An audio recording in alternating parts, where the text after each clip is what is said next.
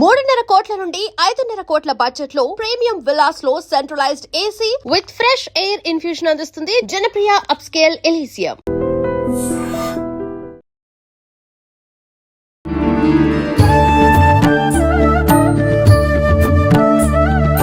నమస్కారం, welcome to I dream.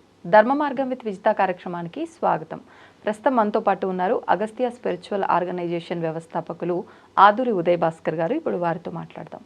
నమస్కారం అండి. నమస్కారం. మనకి శ్రావణ మాసంలో నాగుల పంచమి, ఆ రోజున ఎక్కువగా సుబ్రహ్మణ్య స్వామి ఆరాధన చేస్తూ ఉంటారు. సుబ్రహ్మణ్య స్వామికి సంబంధించి అష్టకాలు కానీ స్తోత్రాలు కానీ పారాయణ చేస్తూ ఉంటారు. అదేవిధంగా జంట నాగు ప్రతిమలు ఉన్న ఆలయంకి వెళ్ళి అక్కడ పసుపు కుంకుమలతో పూజ చేయటము, పాలు పోయటము, పుట్టల్లో పాలు పోయటము, ఇలాంటివన్నీ కూడా ఎక్కువగా చేస్తూ ఉంటాం.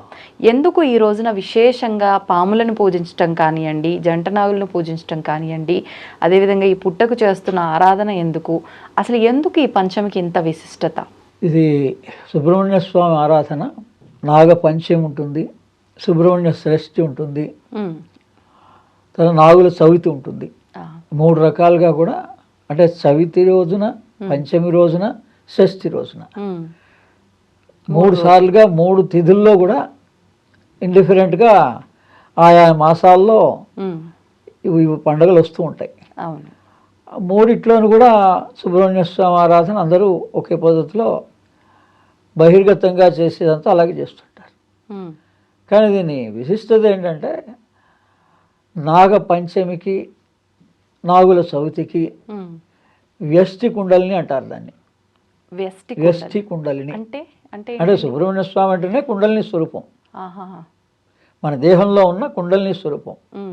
2 పాములుగా ఎందుకు చూపిస్తారంటే, మూలాధారంలో ఉన్న కుండలిని ఒకటి, సహస్రారంలో ఉన్న కుండలిని ఒకటి. ఈ రెండింటిని కలపడమే యోగం. అందుకని అది చిహ్నంగా మనకి రెండు పాములుగా చూపిస్తారు. ఇది వెస్ట్ కుండలిని అంటే మన దేహానికి సంబంధించింది. కుండలిని శక్తి విశ్వకుండలిని అంటుంది. విశ్వవ్యాప్తంగా కూడా ఈ విశ్వమంతా కూడా ఒక శక్తి నడిపిస్తుంది. దాన్ని విశ్వకుండలిని అంటారు. దానికి సుబ్రహ్మణ్య షష్ఠి ప్రధానమైంది. ఇది మన వరకు, మన యోగానికి, మనం ఆరంభం చేయడానికి యోగానికి ఏ రోజు ప్రాధాన్యత అంటే ఈ నాగపంచమి. అందుకని ఇవి మూడు స్థాయిలు అన్నమాట మనకి యోగంలో. ఇది ఆరంభం శ్రావణ మాసంలో. దాని మొట్టమొదటి మనం మంత్రం చదివితే దాని వివరం అంతా దాని ప్రకారంగా తెలుసుకోవచ్చు. అదే మంత్రాన్ని చాలా మెల్లగా చెప్తాను, దాన్ని ఉచ్చారణ చేయండి. ఓం శం శక్తిధరాయ శరవణ భవాయ షణ్ముఖాయ సుబ్రహ్మణ్యాయ సురాధ్యక్షాయ సుగతిదాయకాయ హ్రీం ఈం ఈం ఈం. మరోసారి చెప్తా.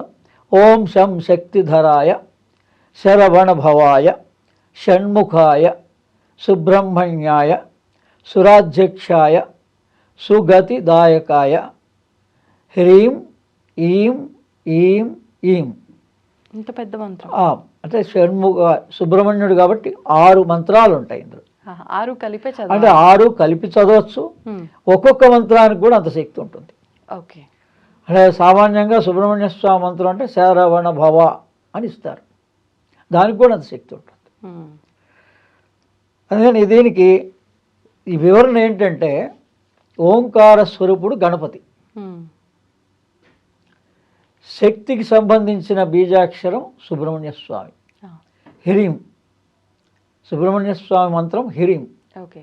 అంటే ఏకమంత్రంగా మనం చేయాలంటే హ్రీం మంత్రం. అంటే శివస్వరూపం గణపతి అయితే శక్తి స్వరూపం సుబ్రహ్మణ్య స్వామి. మన లోపల అగ్ని వాయు సమ్మేళనం ప్రాణం. అంటే ఈ సుబ్రహ్మణ్య స్వామి వల్ల ఏంటంటే మనలో ప్రాణశక్తి వృద్ధి చెందుతుంది. ధ్యానం చేయాలండి, మంత్రధ్యానంతో. ఇప్పుడు అంటే ఇట్లా ధ్యానం చేస్తే ఎక్కువ ఉపయోగకరమా, ఆలయంకి వెళ్ళి ఇలా పాలు పోయటము, అభిషేకాలు చేయటము? అంటే బహిర్గతమైన సాధన కేవలం మనకి ప్రారంభ దశలో బాల్యంగా ఉన్నప్పుడు భక్తి భావన పెంచడం వరకే. ఉమ్. అది అందరికీ కామన్ అది. ఓకే. ఇంకా తర్వాత మనం వచ్చిన తర్వాత నుంచి కూడా పెద్దల ద్వారా కానీ గురుపదేశం ద్వారా కానీ మంత్రాన్ని, ఉమ్. ఏ మంత్రాన్ని ఇప్పుడు గణపతి అందరికీ అవసరమే కదా. అవును. ఓంకార స్వరూపుడు అవును. గణపతి అంటే ఆ ఓంకారం, ఆయన స్వరూపం కూడా ఓంకారంగా కూడా గణపతిని ఆరాధిస్తూ ఉంటున్నాం కదా. ఉమ్. అందుకని ఓంకార స్వరూపం గణపతి, ఓకే. ఈ ప్రణవ తత్వం సుబ్రహ్మణ్య స్వామి. ఉమ్. అంటే ఓంకార తత్వాన్ని ఈశ్వరుడికే ఉపదేశించాడు సుబ్రహ్మణ్య స్వామి. అవునా? ఆ. ఆహాహాహా. అందుకని ఆయనకు ఆ అథారిటీ ఇచ్చారు. ఉమ్. ఓంకార తత్వం ఓకే. అంటే భగవంతుడు అన్న భగవతత్వం గొప్పది. ఉమ్. అంటే మనం అక్కడ ఆరంభంలో విగ్రహారాధనతో ఆరంభమైతే దాని జ్ఞానాన్ని పొందడమే తత్వం. ఉమ్. ఏ దేవత అయినా కానీ ఓకే. తత్వం దగ్గరికి వచ్చేవాడికల్లా ఇంకా నామరూపాలు ఏమీ అవసరం ఉండదు. ఉమ్. మీరు ఎక్కడన్నా ఆరంభం చేయండి, ఇష్టదేవత, ఓకే. ఆ దేవత యొక్క తత్వం మనలోనే ఉంటుంది. ఉహు. అంటే మనం అలా భావన మన మన మన దేహంలోనే ప్రతీది. బయట ఏమున్నాయో అండాండేస పిండాండే అంటే మా బయట బ్రహ్మాండంలో ఏముందో మనం చూస్తున్నవన్నీ అవన్నీ మన దేహంలోనే ఉన్నాయి. అంటే దీనివల్ల ఏంటంటే ఎప్పుడైనా మనకి ప్రారంధం సరిగ్గా లేనప్పుడు, కుజదోషం ఉన్నప్పుడు సుబ్రహ్మణ్య స్వామి మంత్ర సాధన వల్ల ఏంటండి ప్రయోజనం అంటే, కుజదోషాలు ఉన్నవాళ్ళు, పెళ్ళి కాని వాళ్ళు, దాంపత్య జీవితం సక్రమంగా లేని వాళ్ళు, బ్రెయిన్కి సంబంధించినటువంటి ప్రాబ్లమ్స్ ఉన్నవాళ్ళు, నర్వస్ సిస్టమ్కి సంబంధించిన ప్రాబ్లమ్స్ ఉన్నవాళ్ళు, బ్లడ్ సర్క్యులేషన్స్కి సంబంధించింది ఉన్నవాళ్ళు, ఈ మూడు కూడా ఈ సుబ్రహ్మణ్య స్వామి మంత్ర సాధన వల్ల మన లోపల ప్రాణశక్తి, కుండలిని శక్తి జాగృతం అవుతుంది. మనకి తెలియకుండానే రెక్టిఫై అవుతుంది. అంటే మన దేహంలోనే ఈ నవగ్రహాలు కూడా మన దేహంలో ఉన్నాయి. సూర్యుడు ఆదివారం నుంచి, సూర్యుడు మన హృదయంలో ఆదిత్య హృదయం, చంద్రుడు స్వాధిష్టాన చక్రం, అలాగే చంద్రుడు స్వాధిష్టాన చక్రం సోమవారం, మంగళవారం కుజుడు శిరోభాగం, బుధవారం బుధుడు నాభి, గురువారం ఆజ్ఞాచక్రం గురుస్థానం, శుక్రవారం కంఠస్థానం శుక్రగ్రహం, శనివారం మూలాధారం. ఇప్పుడు మనం మనలోనే ఉన్నాయి కదా. మనం రోజులు తెలుసుకుంటున్నాం. ఈ రోజుల యొక్క తత్వం తెలిస్తే అది తత్వం ఎప్పుడైనా మీరు ఏదైనా తత్వము అంటే మీ దేహంలో ఉన్నది మీరే ఉపయోగించుకోవచ్చు. ఇప్పుడు మనం వేరే వాళ్ళ దగ్గరికి వెళ్ళి ఈ కష్టాల గురించి కానీ శారీరక మానసిక ఏ సమస్య అయినా ఈ పరిష్కారం ఎక్కడుందండి అంటే మనలోనే ఉంది. మన మానసిక స్థితి మారితే పరిష్కారం అవుతుంది. ఆ మానసిక స్థితి మారడానికి ఋషులు అనేక రకాలుగా మనకి ఈ యోగాభ్యాసాలను ఇచ్చారు. అందుకని ఈ మన లోపల ఈ యోగం అంతా కూడా మనస్సు ఆత్మలో కలిసే వరకు యోగం, మనస్సు ఆత్మలో కలిసే వరకు యోగం. ధ్యానం ఏంటండి అంటే నిష్క్రియ ధ్యానం. ధ్యానంలో క్రియ లేదు. యోగం పూర్తయిపోతేనే ధ్యానం వస్తుంది. ధ్యానం కుదరటం లేదండి అంటున్నారు చాలామంది. యోగం పూర్తి అవ్వలేదు అని దాని అర్థం. యోగం ఎప్పుడైతే పూర్తవుతుందో దత్త భాగవతంలో దత్తాత్రేయులు వారు ఈ రహస్యం చెప్పారు, ధ్యాన రహస్యం. నిష్క్రియ ధ్యానమే నీకు బోధిస్తున్నాను అని చెప్పాడు. నిష్క్రియ, క్రియ లేదు ధ్యానంలో. ఏం జరుగుతుందండి అంటే మన మనస్సు ఎప్పుడైతే ఆత్మలో లయమైపోయిందో ఈ ఆత్మ పరమాత్మలో లయం అవడానికి ధ్యాన స్థితి, అది మన చేతుల్లో లేదు. అదే భగవద్ అనుగ్రహం, ఈశ్వర అనుగ్రహం, గురు అనుగ్రహం, ఇలా పేర్లు మనం పెట్టాం. అందుకని ధ్యానం ఈశ్వరానుగ్రహంతో మనకి కేంద్రితమవుతుంది. మన ప్రయత్నం అంతా యోగమే, మనస్సుని ప్రాణంలో ఆత్మలో కలపడం, మనస్సుని ప్రాణంలో ఆత్మలో కలపడం. అన్నీ తెలిసిన తర్వాత ఒకటే అవుతుంది చైతన్యం. దీన్ని చైతన్యం అంటారు, మనస్సుని చైతన్యం అంటారు, ప్రాణాన్ని చైతన్యం అంటారు, ఆత్మని చైతన్యం అంటారు. మూడు చైతన్యం. అందుకని మీరు ఏ మంత్ర సాధన చేసినా మంత్ర కపుల్డ్ విత్ బ్రెత్, శ్వాసతో చెయ్యండి. అందుకే సోహం అనేటువంటి మంత్రమే యోగానికి ఎవరైనా ఇచ్చేటువంటి మంత్రం. ఆహా. దానివల్ల ఏమవుతుంది, సో అనేటువంటి మనస్సు ద్వారా సో అని పలుకుతూ శ్వాసను తీసుకుంటాం, హమ్ అని శబ్దంతో బయటకు ఉచ్చారణ చేస్తాం. ఇప్పుడు ఈ సుబ్రహ్మణ్య స్వామి మంత్రం హ్రీంకారం, హా ఉంది కదా, హకారం ఉంది అందులో. అందుకని ఇవన్నీ ఈ ఓంకారము హ్రీంకారంతో కూడినవే అన్ని బీజాక్షరాల తత్వాలు. శివశక్తి ఈ రెండు కలయిక. ఓకే. ఓంకారం భగవంతుడు తెలుసు మనకి, అవును. కానీ దానికి శక్తి లేకపోతే శక్తి తోడవ్వాలి కదా. అవును. అది హృదయంలో ఉన్న హ్రీంకారం, హకారం అనుకోండి, హ్రీంకారం అనుకోండి, ఇవి. అందుకని ఈ బీజాక్షరాల్లో ఆ శక్తి ఉంటుంది.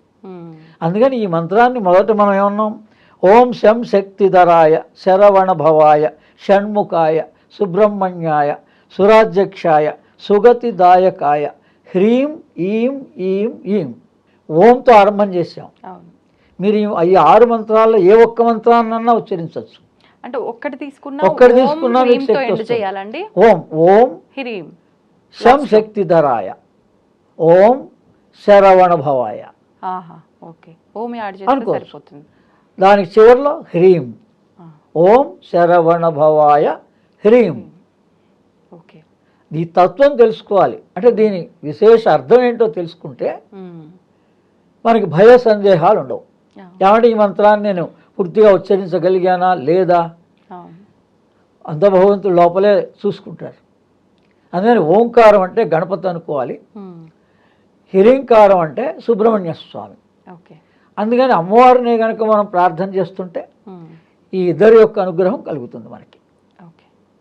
ఈ విధంగా సుబ్రహ్మణ్య స్వామి ఆరాధనని మీరు యోగ ధ్యాన పద్ధతిలో కనుక చేసుకుంటే బహిర్గతంగా మీకు ఎంతవరకు వీలుంటే అంతవరకు చేసుకోవచ్చు, తప్పులేదు.